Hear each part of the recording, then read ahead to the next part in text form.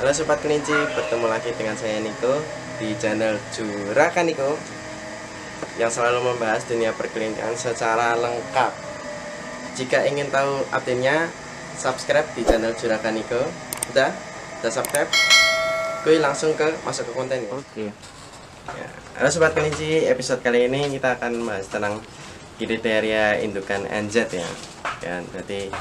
Jadi kayak teman-teman atau Sobat Kelinci yang tanya itu kriteria indukan NZ kan banyak ya, pemula-pemula yang memulai itu langsung beli indukan atau siapan ya, jadi untuk kriterianya itu sangat mudah ya. Ini contoh salah satunya, ini NZ saya untuk betina ini kebetulan kepalanya sedikit besar ini ya. Ini sama ini legetan ini. Nah, untuk bobotnya 3 kilo lebih, berat sekali. Kebetulan hamil tanggal 14 Oktober kemarin sudah saya kawinkan, berarti 2 minggu lagi. Bisa dicek lokasi juga.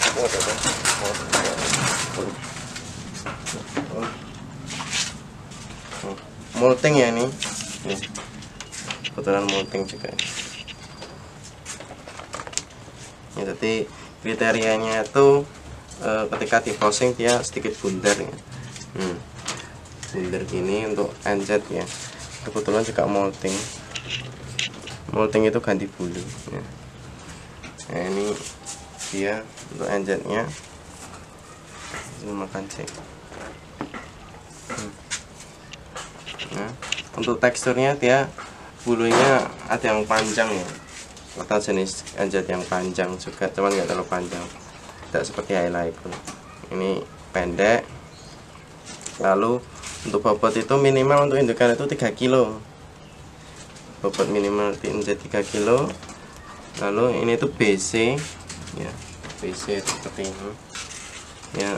Ini BC yang sudah melahirkan, jadi untuk kelincinya itu ada bumpernya istilahnya. Nah, ini bumper nih. Bumper itu kulit belakang, bagian belakang kelinci. Jadi kriterianya seperti ini. Jadi indukan untuk bobotnya itu 3 kilo minimalnya, minimal 3 kilo. Lalu untuk bodinya itu sedikit bundar. Kalau biasa itu sedikit bundar gini ya, ragangan tidak terlalu panjang. Terus untuk sini isian itu dagingnya isi ya, bagian dari depan sini itu berisi, yang lain jadi itu banyak berisi. Lalu untuk struktur tulang tidak terlalu besar ya, tidak terlalu besar untuk indukan tidak terlalu besar ya. Ya, untuk molting itu biasanya sebulanan ya, seminggu sampai sebulan, penting ganti bulu ya.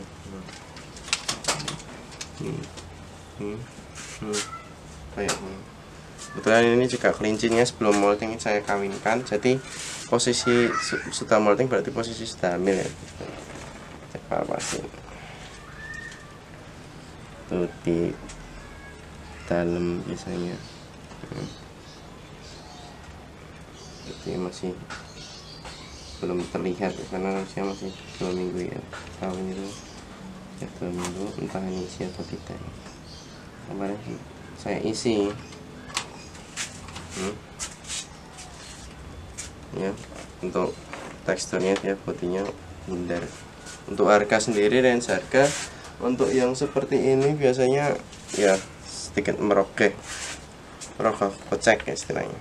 Kocek itu kisaran 600 sampai 800 ya. Yang bagus ya, dalam artian jantannya itu ini anakan dari jantan pure dan betina BC.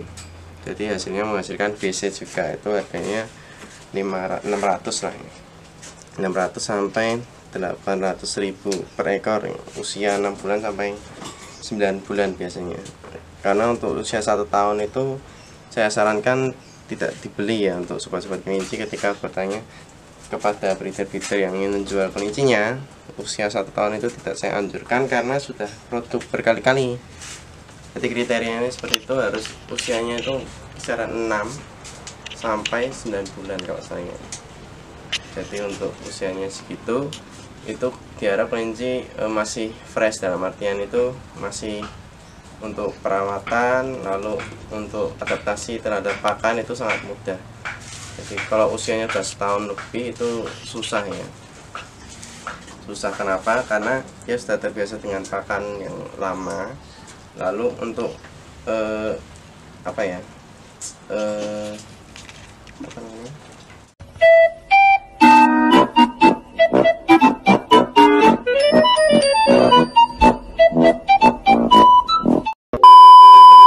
Anakannya itu kita belum tahu ya.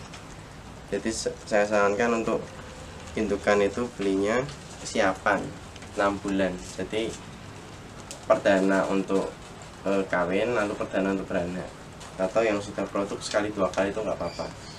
Tapi kalau udah 3 kali sampai 5 kali produk itu saya sarankan jangan ya, karena kita tidak tahu sebelumnya itu trouble atau tidaknya ya. Ini indukan yang baru molting ini. Lalu ada lagi ini, mau apa enggak ini tuan?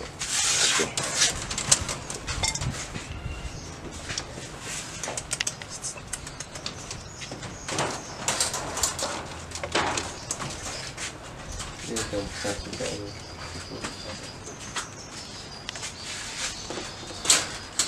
Ya, indukan anjat saya itu untuk sekarang itu ada 6 ekor. Di sini. Ya, agak susah ya. Sampai keluarnya. Ini besar juga nih. Hamil juga tanggal 17 dah lahiran. Belum terlihat untuk hamil tidaknya belum terlihat. Nah ini juga besar ya, lebih berisi ketimbang tadi. Lebih bulat juga. Indukannya itu indukan anjat yang bagus itu 3 kilo up ya, besar.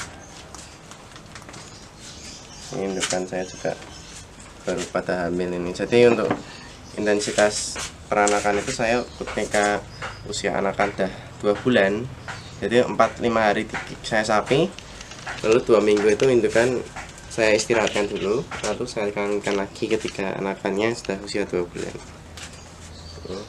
Jadi usia 6 bulan sampai 9 bulan itu kelincinya masih dalam tahap pertumbuhan, sampai nanti usia 1 tahun itu nanti baru kelihatan bentuk aslinya. Nah ini salah satunya ini 6 Desember, berarti ini hampir setahun ya. Ini besar, mulai besar. Jadi udah mulai kelihatan ya bentuk aslinya. Bunder juga ini.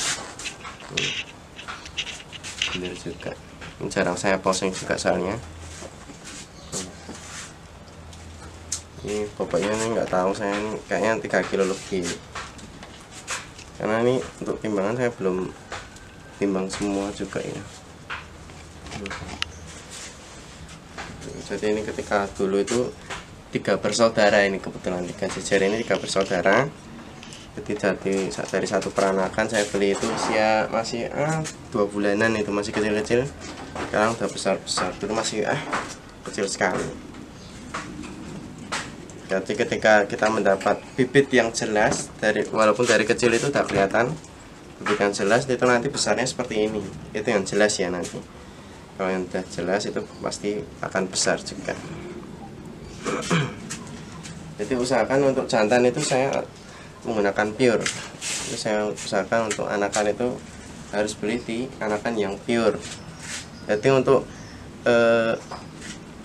untuk anakannya nanti bisa dipertanggungjawabkan. Lalu untuk garis keturunan juga bisa dipertanggungjawabkan ya. Jadi jantan yang pure itu masih ada ras aslinya dari sana. Jadi ketika dikawinkan dengan base itu tidak jauh dari bapaknya. Jadi hasilnya juga sangat memuaskan, sehingga untuk peternakan kita bisa lebih maju lagi dan cepat berkembang ya. Nah, ini saya kembalikan lagi. Istirahat.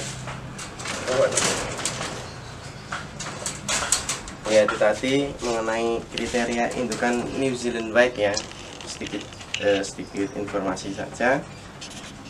Jangan lupa untuk like, komen, serta subscribe dan share di channel Juragan Niko. Nantikan video selanjutnya. Oke, bye.